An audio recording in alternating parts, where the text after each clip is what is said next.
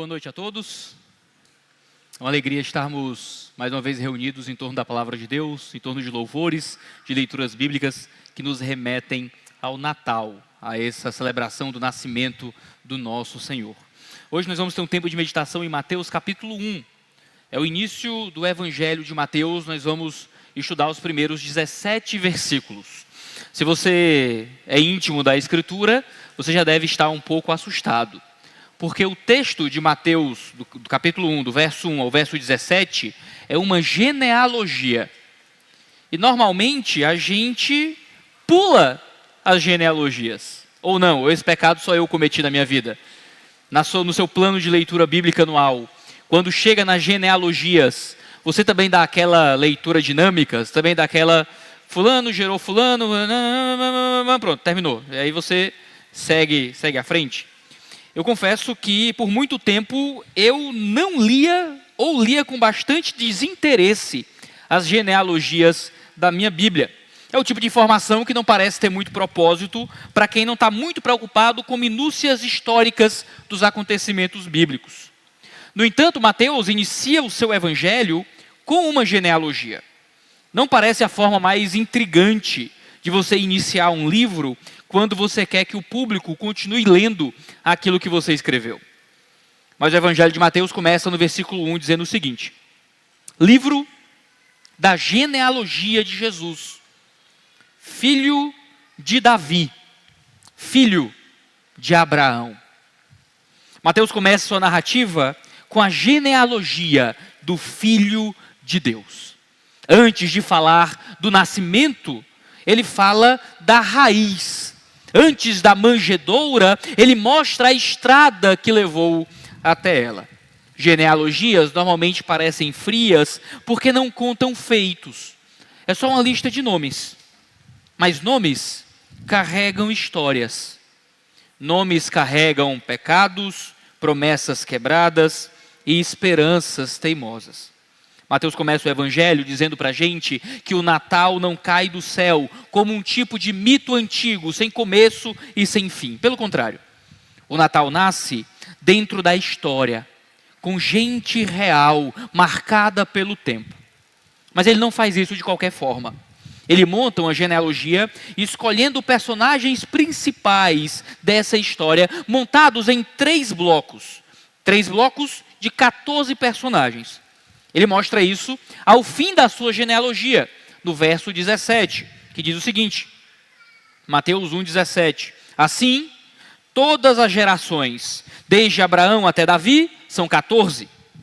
Desde Davi até o exílio na Babilônia, 14 gerações. E desde o exílio na Babilônia até Cristo, 14 gerações.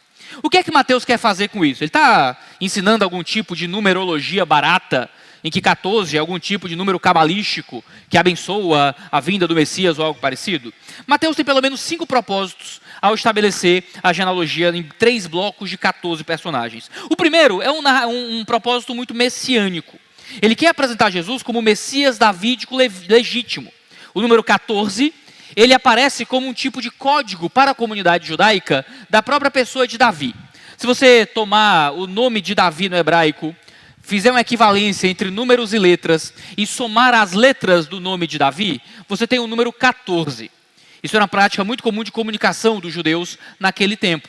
Então, ao estabelecer o número 14, ele já estabelecia alguma ligação com Davi de alguma forma. Ao estabelecer 3 blocos de gerações de 14 personagens, há aqui um propósito messiânico.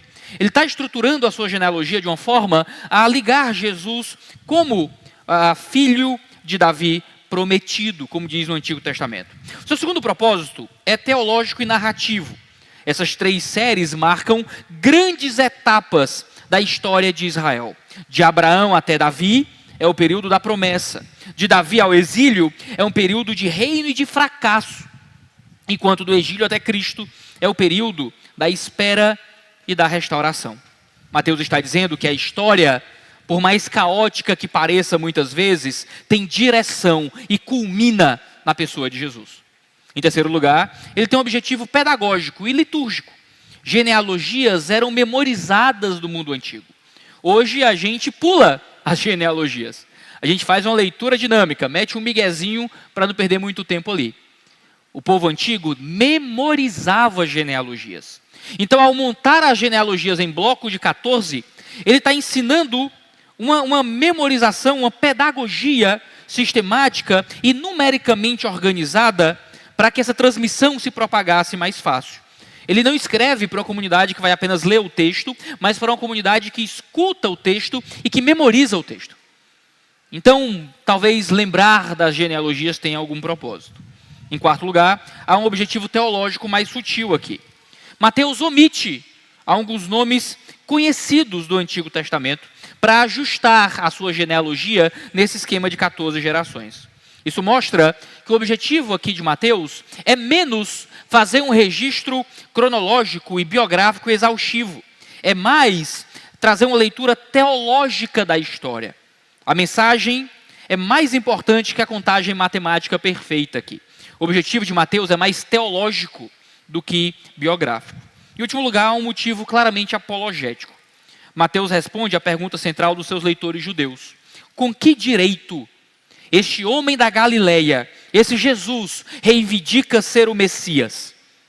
A genealogia, organizada em 3 blocos de 14 gerações, funciona como um tipo de argumento silencioso, bastante judaico, sim, mas muito poderoso a favor da legitimidade de Jesus dentro da história de Israel. Esse esquema de 14 gerações não é uma numerologia gratuita, é teologia em forma de organização histórica. Mateus está pregando, até no modo como ele lista a ascendência de Jesus. Mateus está pregando a história da salvação em forma de lista de nomes.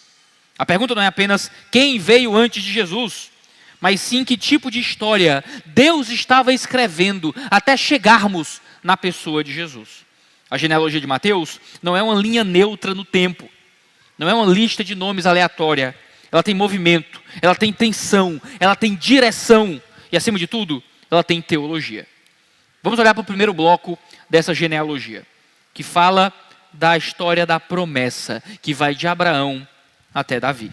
No verso 2 de Mateus 1, nós lemos: Abraão gerou Isaque, Isaque gerou Jacó, Jacó gerou Judá e os seus irmãos. Judá gerou Pérez e Zera, cuja mãe foi Tamar. Pérez gerou Esrom, Esrom gerou Arão, Arão gerou Aminadab, Aminadab gerou Naasson, Naasson gerou Salmão. Salmão gerou Boaz, cuja mãe foi Raabe. Boaz gerou Obed, cuja mãe foi Ruth. E Obed gerou Jessé, Jessé gerou o rei Davi. Deus começa a história com uma promessa improvável. Um homem idoso e sem filhos recebe a palavra de que dele viria uma grande nação e que por meio dela viria bênção para o mundo.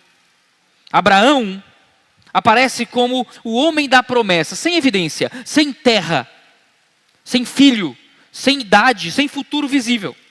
E Deus inicia a sua obra, não com poder, mas com palavra, com uma aliança. Farei de você uma grande nação.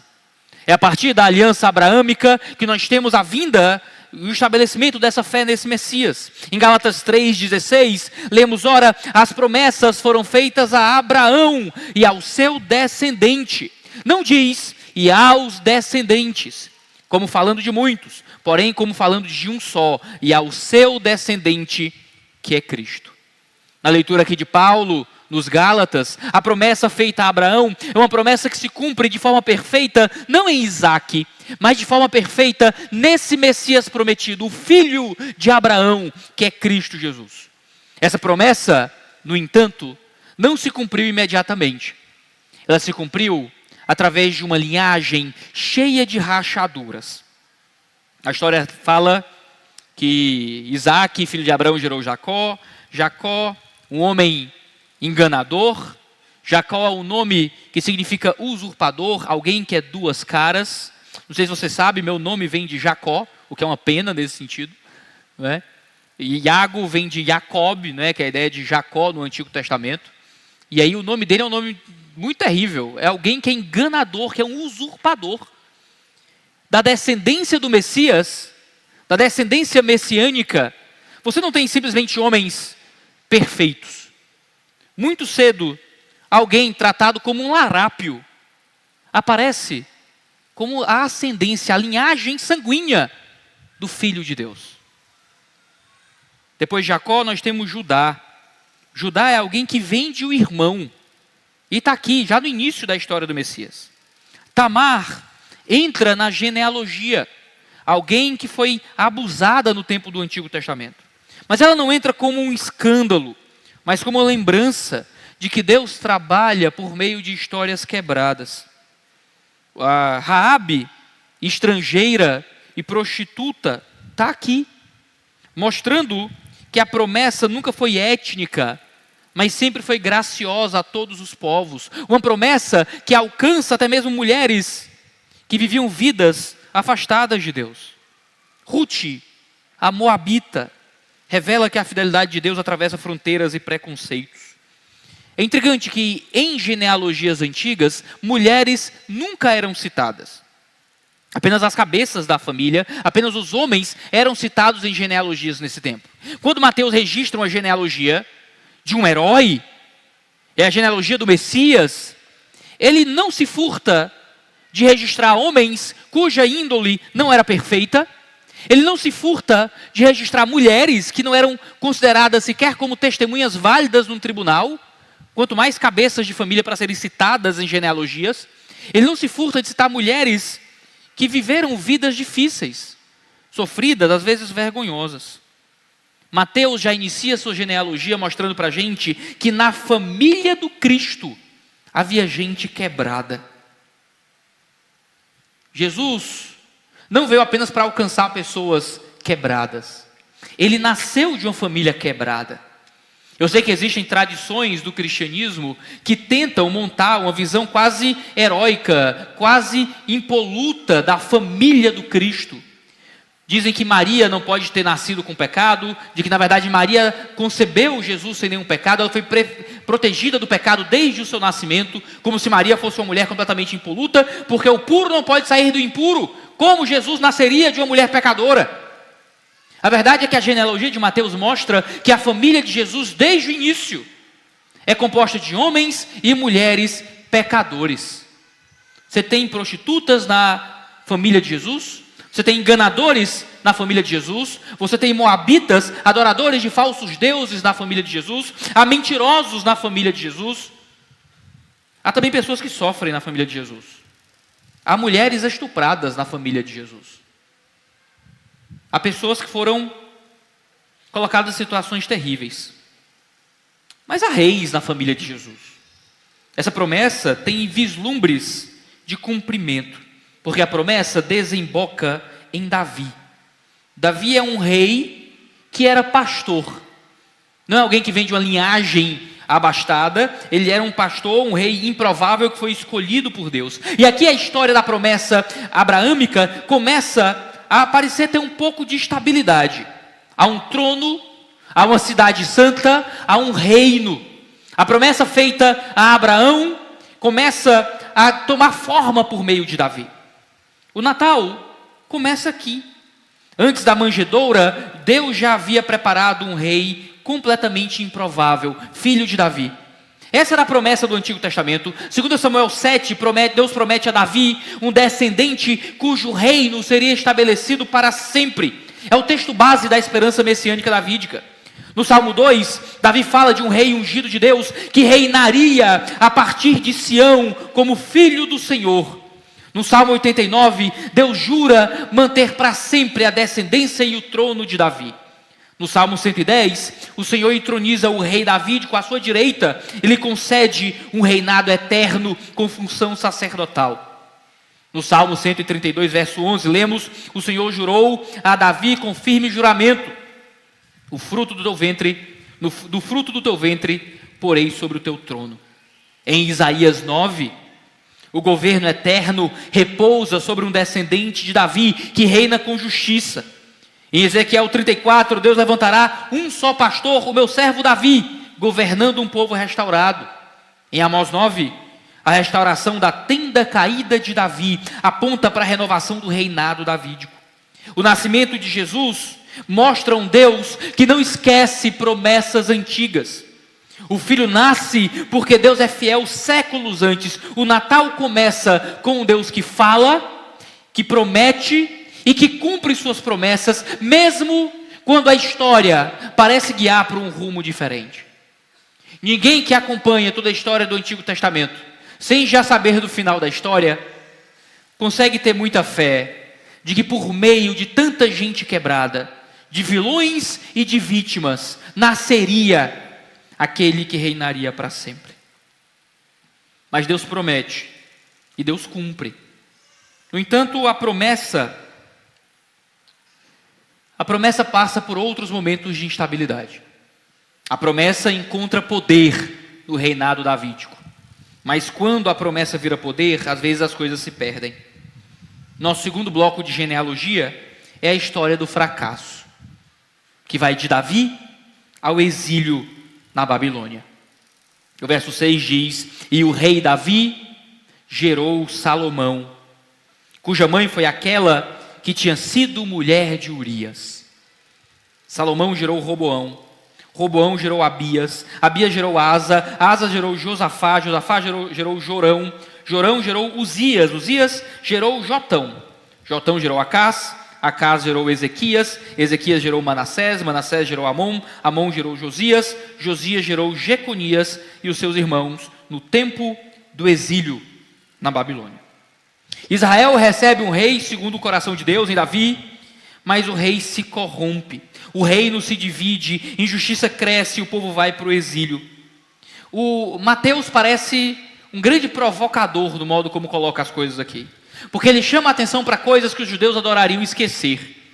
Ele diz que Davi gerou Salomão, cuja mãe foi aquela que tinha sido mulher de Urias.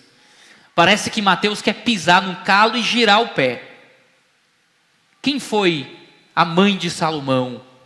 Foi uma mulher que Davi abusou, que era casada com outro homem, que Davi cometeu assassinato para poder encobrir seu adultério, que ele como rei manda trazer para ele, como se posse sua fosse, uma mulher que gera Salomão. Ele faz questão de lembrar que ela era mulher de Urias. O reino nasce manchado, o trono carrega culpa, e então há uma decadência lenta e teimosa. Reis bons surgem, mas não sustentam a história. Reis maus aparecem e aprofundam a ferida que o pecado causa. Idolatria, injustiça e autossuficiência corroem aquilo que parecia ser sólido. E o reino, cada vez mais, afunda em idolatria e em fracasso. Para onde foi a promessa de que daquele reino viria um reino eterno, de um Messias que reinaria para sempre? Vem o exílio. O povo então colapsa. Jeconias fecha essa sessão como um símbolo de derrota. O povo perde a terra, o povo perde o templo, o povo perde o rei, o povo perde a voz. E parece que a promessa morreu. Hoje celebramos o Natal, mas o Natal acontece em um pano de fundo de fracasso humano. Aquele que seria a descendência de Davi era esperado como parte de uma grande vitória militar, de um grande poder político que se expressaria por meio das glórias humanas, das vitórias militares, do acúmulo de riquezas. Nada disso acontece. Pelo contrário, o povo é enviado ao fracasso, à derrota, ao exílio. Perdem aquilo que os caracterizava como povo, que era a terra. Jesus não nasce como filho de Davi, dentro de uma linhagem real poderosa. Nasce em uma manjedoura, num prato de animais, onde animais comiam. Ele não nasce em um palácio. Ele não nasce cheio de pompa, não nasce em berço de ouro, não nasce em um templo. Jesus nasce diante dos iguais, diante de homens e mulheres comuns. O Natal revela que Deus cumpre as suas promessas, mesmo quando tudo à nossa volta parece ruir. De que quando Deus fala, as coisas acontecerão, mesmo que hajam séculos de fracasso naquilo que humanamente simbolizaria aquela promessa. O Natal declara que Deus não abandona a história, mesmo quando ela desanda. De que Deus continua cuidando da história do mundo, mesmo quando as coisas parecem terríveis, mesmo quando temos guerras, violência, fome, pandemia, mesmo quando a nossa história pessoal parece ruir, mesmo quando nossos casamentos enfrentam conflitos terríveis, quando a nossa saúde luta contra diagnósticos dolorosos, quando as nossas empresas e o nosso trabalho parecem sofrer e não avançar, quando a nossa vida de fé muitas vezes luta para permanecer ali, quando a nossa saúde emocional e psicológica às vezes está em frangalhos. E a gente olha em volta e diz: cadê a promessa? Cadê a promessa de um Deus que prometeu cuidar de mim? Se tudo parece ir mal, se as coisas não parecem ir bem. E a verdade é que nós muitas vezes rejeitamos de boca todas as mentiras da teologia da prosperidade. Mas no nosso coração, nós ainda acreditamos que se Deus realmente nos ama, nossa vida tinha que ser um pouquinho melhor. E a gente cai às vezes em dois momentos. Ou a gente passa a ter raiva de Deus, ou a gente passa a ter raiva de si. E um momento a gente diz: eu fiz tudo certinho, eu venho para a igreja, eu oferto, eu aguento uns desaforos no trânsito sem xingar o pessoal, eu não faço coisas que desagradam ao meu Deus, tento viver no caminho. Deus me deve, Ele prometeu que ia cuidar de mim, por que é que eu não me sinto cuidado? Eu fiz tudo direito, por que é que Deus não está fazendo isso? Ele me deve. E a gente acaba cobrando Deus e punindo Deus, e muitas vezes se afastando de Deus, quando a nossa autossuficiência fala mais alto, quando a gente acredita que Deus deveria nos dar uma vida melhor. Por outro lado, a gente pode ir por outro caminho, também terrível. É o caminho dos amigos de Jó, que se as coisas não estão muito bem, talvez é porque eu não fiz por merecer. Eu sabia, foi aquele filme de terror que eu assisti que abriu porta na minha casa. Eu sabia, eu não cliquei naquele curtir no Orkut em 2017, eu estou amaldiçoado até hoje. Eu sabia, eu não fiz direito, foi aquele mês que eu não entreguei o dízimo, então veio o devorador sobre a minha vida. Eu sabia, eu tinha que ter feito alguma coisa errada, eu não estou agindo direito, eu não estou fazendo certo, é o pecado do meu coração, são as coisas que eu fiz, são as maldições hereditárias da minha vida. E a gente entra muitas vezes em uma neurose e acredita naquilo que os amigos de Jó tentaram fazer Jó acreditar, que se as coisas à minha volta não estão bem, é porque alguma coisa de errada eu fiz, alguma culpa no cartório eu tenho, Deus realmente não me ama e a culpa é minha. A genealogia de Jesus nos ajuda a ter a confiança que Jó demonstra no começo do livro. Deus me trouxe dias bons e agora Deus me traz dias maus. E se vem de Deus, amém, eu recebo. O Deus que faz a promessa a Abraão, o Deus que levanta o reino de Davi, é o mesmo Deus que leva Israel para o exílio na Babilônia. O mesmo Deus que controla a história para que Davi seja rei, é o Deus que controla a história para que o povo seja subjugado nas mãos de um outro rei. E em nenhum momento Deus esteve menos soberano. Em nenhum momento Deus esteve menos no controle da história de Israel. Porque a promessa não significa que tudo sempre vai bem. Existe beleza na fraqueza também. Existe um poder que se expressa em um Messias que nasce em Nazaré. Existe uma grandeza no rei, na manjedoura. Quando tudo parece errado, no entanto, muitas vezes há um Deus que trabalha no silêncio. Porque fé é a prova das coisas que a gente ainda não vê, daquilo que ainda é invisível aos olhos. Há um terceiro momento nessa genealogia. É a história da restauração, que vai do exílio até Cristo, que vai da Babilônia até Jesus. É o que lemos a partir do verso 12. Depois do exílio na Babilônia, Jeconias gerou Salatiel. E Salatiel gerou Zorobabel. Zorobabel gerou Abiúde. Abiúde gerou Eliaquim. Eliaquim gerou Azor. Azor gerou Sadoque. Sadoque gerou Aquim. Aquim gerou Eliúde. Eliúde gerou Eleazar. Eleazar gerou Matã. Matã gerou Jacó. E Jacó gerou José, marido de Maria, da qual nasceu Jesus, que se chama o Cristo. Após o exílio, irmãos, Israel vive séculos de silêncio, séculos de expectativa, séculos de esperança frustrada. Gerações nasceram e morreram debaixo da frustração. Aqui é interessante que a genealogia de Jesus começa a citar personagens bem pouco conhecidos. Personagens que mal aparecem na história do Antigo Testamento. Gerações inteiras sem feitos memoráveis.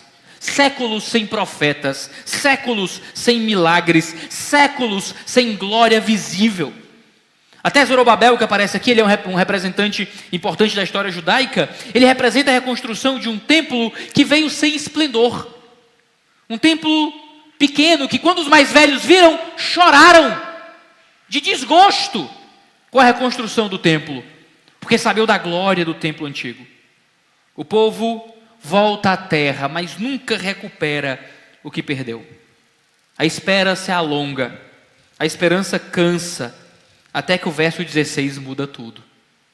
Jacó gerou José, marido de Maria, da qual nasceu Jesus.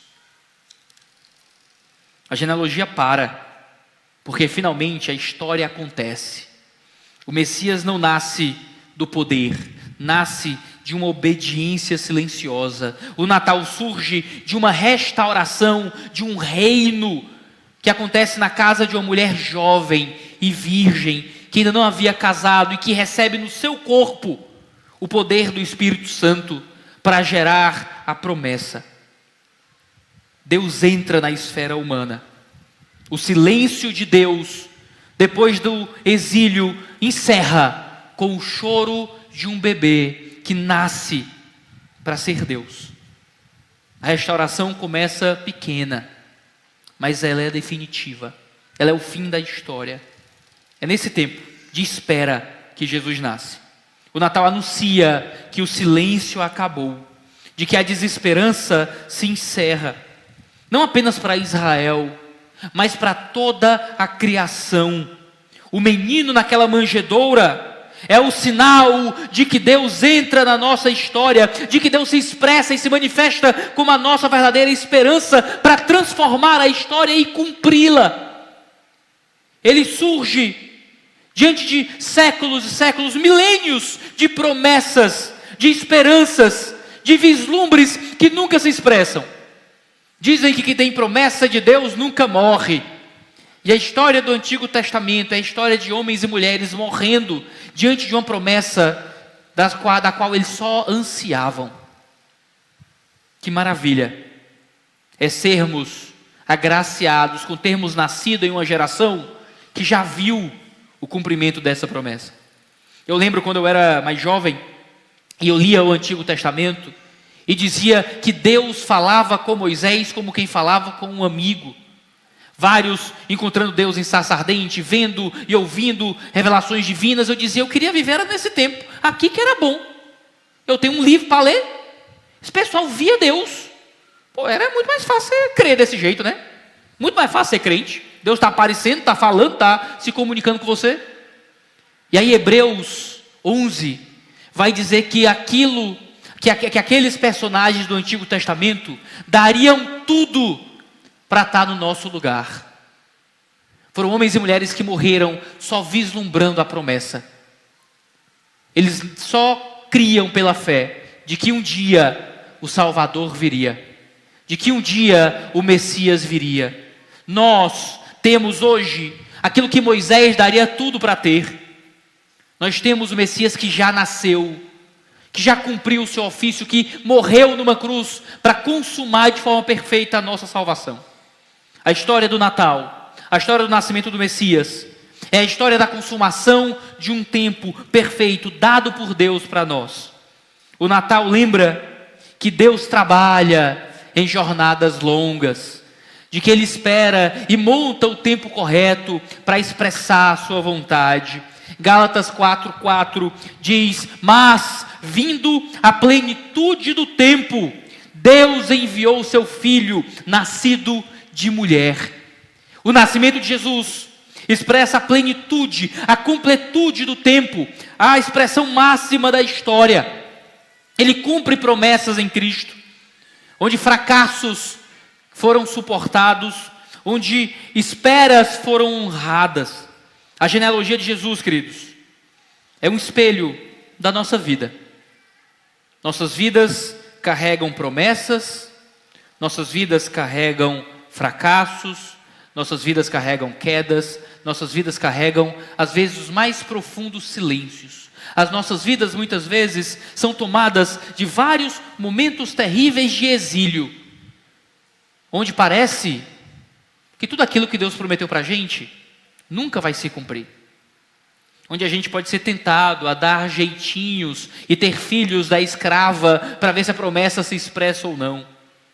Momentos em que a gente quer fugir e fazer as coisas do nosso próprio jeito. Momentos que a gente quer usar o nosso poder ao nosso favor para desfrutar daquilo que chama a atenção dos nossos olhos. Momentos em que a gente crê que a glória será restaurada e tudo que a gente consegue é um pequeno casebre para chamar de lar. Nossas vidas são genealogias por si só, cheias de histórias, às vezes de dores, de sofrimentos, algumas vitórias sim, mas não de conclusão. O Natal anuncia que nenhuma das etapas de nossa vida representa o fim da história, que nenhuma das etapas fáceis ou difíceis de nossa vida manifestam o encerrar daquilo que Deus preparou para nós. A genealogia de Jesus nos ensina de que, se permanecermos fiéis, se permanecermos com esperança, o Messias que nasceu voltará, cumprirá aquilo que ainda prometeu e nos levará para Ele em uma glória que se expressará para sempre. Em Cristo, Deus entra na linha do tempo para redimir a história por dentro. Por isso que em Mateus 21:9, lemos: Hosana ao filho de Davi. Bendito o que vem em nome do Senhor. E em Lucas 18:38, quando homens chegam a Jesus e dizem: Jesus, filho de Davi, tem misericórdia de mim. Hoje é um dia para você fazer uma dessas duas orações.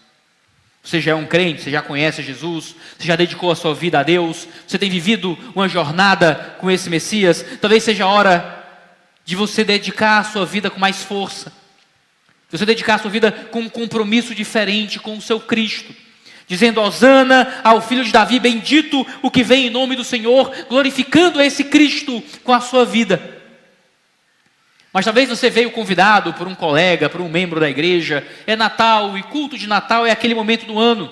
Católico tem a missa de sétimo dia, né? A gente, protestante, tem o culto de Natal. É aquele momento em que a gente pesa a consciência e vai participar de algum evento religioso às vezes.